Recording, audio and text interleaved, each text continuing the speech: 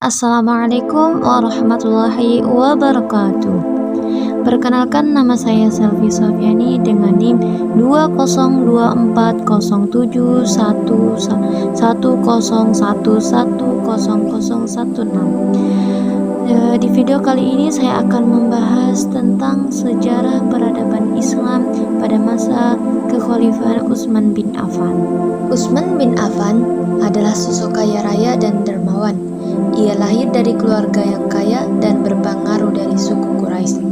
Silsilah Bani Umayyah, Utsman bin Affan merupakan seorang as-sabiqun al-awwalun dari golongan kaum Nodrat pertama. Kepribadian jujur, dermawan, dan sangat rendah hati membuat ia dinikahkan oleh dua anak Rasulullah, Ruqayyah dan Ummu Kulsum. Ruqayyah wafat setelah perang Badar, lalu dinikahkan dengan Ummu Kulsum, putri Nabi yang lain. Ia dijuluki Dzunurain atau sang pemilik dua cahaya, beristri dua putri Nabi Rasulullah SAW. Utsman bin Affan diangkat sebagai khalifah pengganti Umar bin Khattab pada awal Muharram tahun 24 Hijriah tahun 645 Masehi. Sebelumnya, Khalifah Umar bin Khattab telah menetapkan 6 orang sahabat untuk musyawarah memilih khalifah. Di antara mereka, 6 orang tersebut adalah Utsman bin Affan, Ali bin Abi Thalib, Zubair bin Awwam, Talha bin Ubaidillah, Abdurrahman bin Auf, dan Sa'ad bin Abi Waqqas. Mereka sepakat memilih Umar bin Affan. Latar belakang Utsman dari keluarga Umayyah yang cukup berpengalaman soal tata negara sebelum datangnya Islam sangat berpengaruh terhadap perintahnya. Contoh lain dari keluarga Umayyah yang telah lebih dulu menjabat sebagai gubernur Syam adalah Muawiyah bin Abu Sufyan. Ia sukses dalam menjadikan Syam sebagai tulang punggung kekhalifan Islam.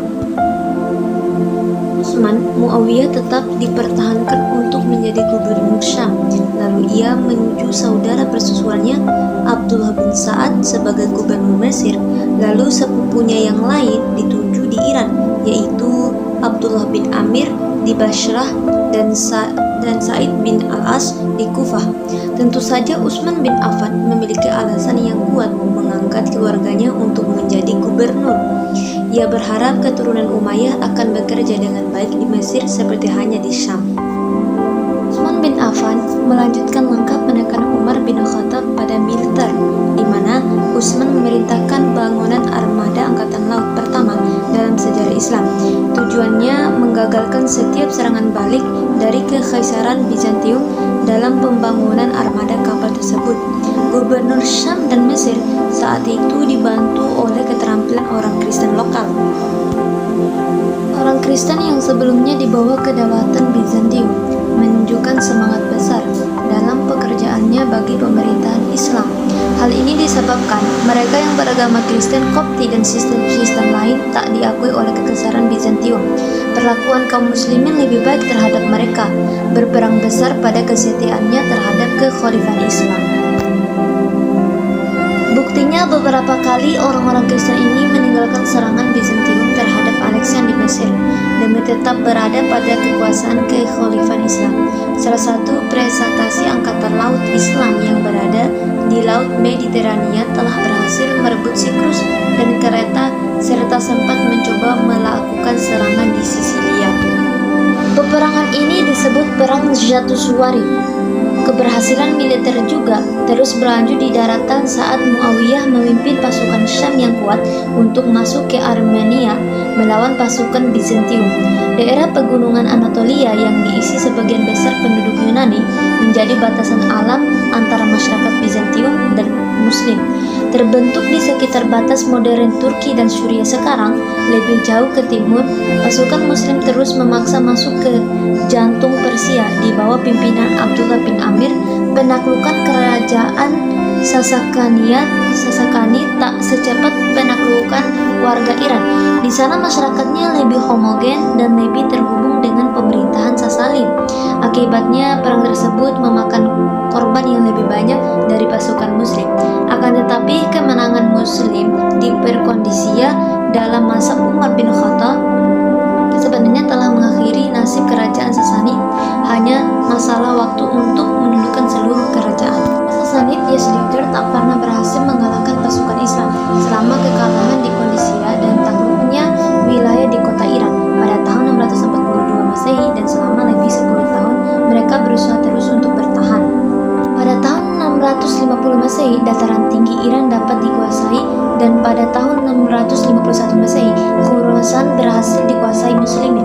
Pada tahun ini pun raja terakhir Sasani tewas saat kabur dalam peperangan melawan pasukan Islam.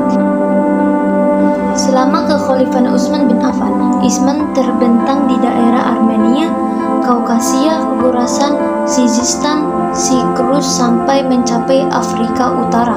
Selain di bidang militer, Khalifah Utsman bin Affan berhasil membuat kompilasi dari teks asli Al-Quran yang lengkap. Banyak salinan Al-Quran berdasarkan teks asli juga telah dibuat untuk distribusikan ke seluruh dunia Islam. Dalam mengajarkan proyek besar ini, beliau dibantu dan banyak mendapatkan masukan dari Zaid bin Sabin, Abdullah bin Zubair, Said bin Al-Af, dan Abdurrahman bin Waris. Bahkan Utsman berhasil membangun administrasi kekhalifahan yang terpusat dan menetapkan penerbitan Al-Quran secara resmi. Di masa Utsman pula dibangunlah gedung khusus pengadilan agama yang semula berada di Masjid Nabawi. Beliau juga memperluas Masjid Nabawi dan Masjidil Haram. Selama 6 tahun pertama di masa pemerintahan Utsman bin Affan, keadaan negeri aman dan stabil. Namun 6 tahun berikutnya terdapat kekacauan politik dalam negeri akibat ketidakpuasaan kebijakan pemerintahannya. Ini akibat penunjukan saudara-saudara Umayyahnya untuk menduduki jabatan-jabatan penting dalam pemerintahan. Pada tahun 656 Masehi, sekelompok tentara dari Mesir ke Madinah untuk memprotes langsung khalifah berkaitan dengan kebijakannya dan pembagian rampasan perang antara prajurit dan penjabat pemerintahan di Mesir. Utsman telah mendengar perselisihan itu dari dua sisi dan berjanji mengambil langkah-langkah penyelesaian masalah secara adil. Setelah menghadang Utsman bin Affan di Madinah atas proses beberapa pasukan dari Mesir, sekelompok pasukan ini pulang ke Mesir.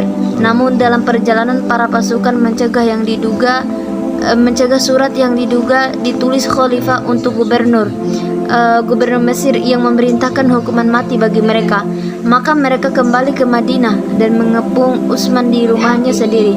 Meskipun menghadapi banyak kematian, Utsman bin Affan menolak memerintahkan penduduk Madinah mempersenjatai diri melawan pemberontak.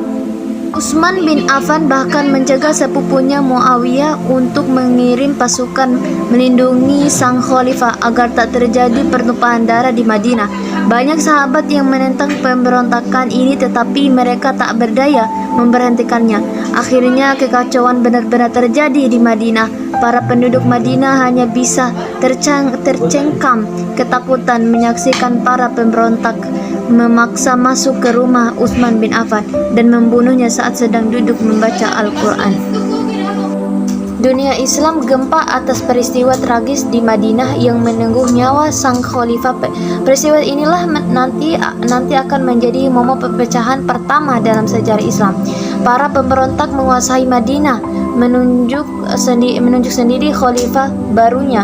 Mereka menunjuk Ali bin Abu Thalib, sahabat sepupu sekaligus menantu Rasulullah. Ali bin Abu Thalib yang teguh mempertahankan kehormatan dan keadilan sebagaimana sahabat terdekat Nabi, menolak ditunjuk oleh orang-orang yang memberontak terhadap Khalifah Utsman. Namun tokoh-tokoh utama lain di Madinah meyakinkan Ali agar menjadi khalifah, mengingat bahwa dirinya adalah sosok yang paling memenuhi syarat dan paling mampu mengembalikan kepersatuan di dunia Islam. Dan akhirnya Ali bin Abu Thalib naik menjadi khalifah menggantikan Utsman bin Affan.